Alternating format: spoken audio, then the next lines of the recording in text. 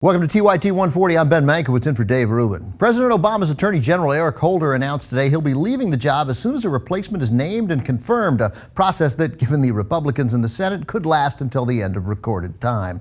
Holder's already the fourth longest-serving AG in history. His tenure has been marked by significant civil rights achievements and some scandals, one of them very real, the Justice Department spying on journalists and threatening them with jail, and the rest of them crafted out of thin air by elected lunatics in Congress.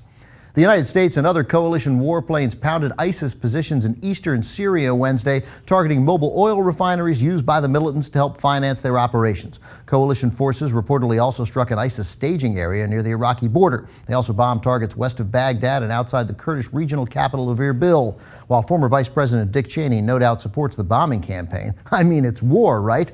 He's also likely crestfallen at the loss of so much innocent oil. The United States has resolved its longtime legal dispute with the Navajo Nation, agreed to pay $554 million to settle the case. The federal government stood accused of mismanaging tribal lands and resources for decades. Navajo Nation Deputy Attorney General Dana Bobroff called it a monumental victory that will provide opportunity for future generations of Navajos.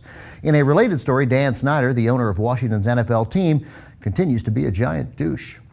Ferguson, Missouri Police Chief Thomas Jackson has issued a public apology in the aftermath of the death of Michael Brown, the unarmed black teenager gunned down by a police officer last month. In a video posted online, Jackson apologized for the length of time Brown's body lay in the street and for police conduct that fed a sense of mistrust in the community. A grand jury is still meeting to decide whether to indict Darren Wilson, the officer who shot Brown.